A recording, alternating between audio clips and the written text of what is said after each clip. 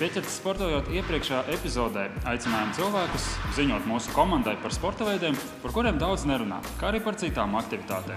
Un pirmo lozi izvelka puišu apvienība ielu vingrotāji, kuri slēpjas zem nosaukuma Street Warriors.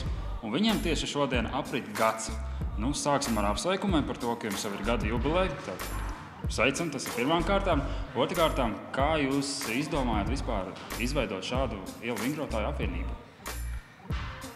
Mēs jau visu laiku bijām uzstājušies iepriekš un nolēmām visu izveidot oficiāli. Nodibinājām biedrību, kura nodarbojas ar šovu veidošanu, braukā pa skolām, uzstājas un jau pa šo gadu esam ļoti daudz Latvijas vietās uzstājušies. Tad jums jau ir kaut kāda riktīgi tāda forša šovu programma, ko var parādīt visiem, ne tikai skolēniem, bet arī pieņemsim citiem interesantiem, kuri gribētu nodarboties ar ielu vingrošanu. Tieši tā, un mēs vienmēr esam priecīgi, kad kāds mūs uzaicina kaut kur uzstāties. Kā jūs vispār izdomājāt nodarboties ar ielu vingrošanu? Redzējāt kādu šovu televīzijā, ja kaut kur citur informācija bija jums?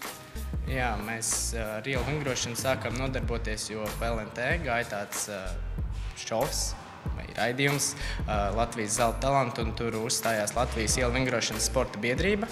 Mēs to redzējām, iespaidojāmies no tā un nolēmām, ka mēs arī varētu pamēģināt, un Ogrē sākām rīkot arī ielu vingrošanas treniņus, jo šeit nebija tādi treniņi. Mēs paši uzņēmāmies iniciatīvu vadīt treniņus kopā ar Ēriku. Un tas jau bija kādus 4 gadus atpakaļ. Jā, mēs aptuveni 4 gadus nodarbojamies ar ielu vingrošanu.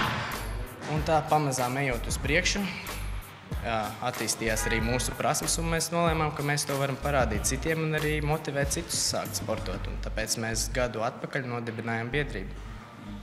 Jautājums Ērikam par treniņiem. Kā jūs vispār izdomājat, ko vajag trenēties un kā tas ir jādara? Laika gaitā mēs skatījāmies gan YouTube video, gan arī tikāmies ar puišiem no ielu vingrošanas sporta biedrības.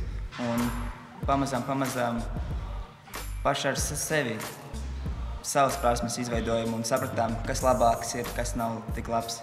Kā labāk uztrenēt, pievilkšanos vai ar līsta, kā labāk vienu triku vai citu taisīt. Un paši arī pamazām sākām veidot savas treniņu programmas, lai sevi attīstītu.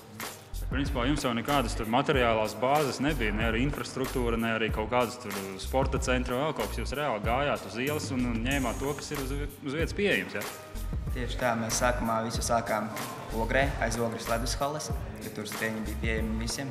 Mēs pamazām sākām tur, ar pieaugšanos, līstakām, paši trenējamies. Ar laiku sākām savus draugus saukt līdzi un ar veidot, tā teikt, treniņus, jo tad tieši attīstījās ielu vingrošana visā Latvijā un bija ļoti aktuāli, kad veido savā pilsētā, tu vadi treniņus bez maksas, protams, kad pamazām.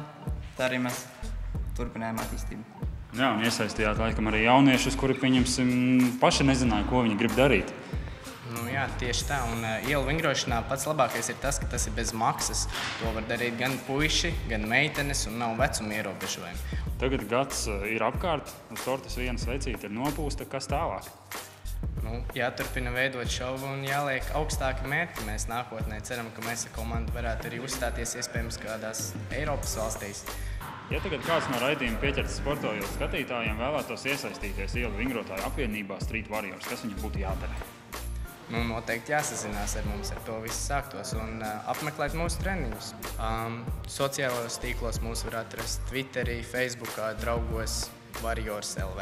Paldies, puiši, ka pastāstījāt, kas jūs esat, ar ko jūs nodarbojaties, kas ir Street Warriors, devāt ieskatu arī kā top šovu programmu, bet jūs Pieķerts sportojot raidījumu skatītāji neaizmirstiet par iespēju sūtīt vēstules uz pieķertsportojot@gmail.com, lai pastāstītu par jūsu sporta veidu, par kuru daudzi nerunā.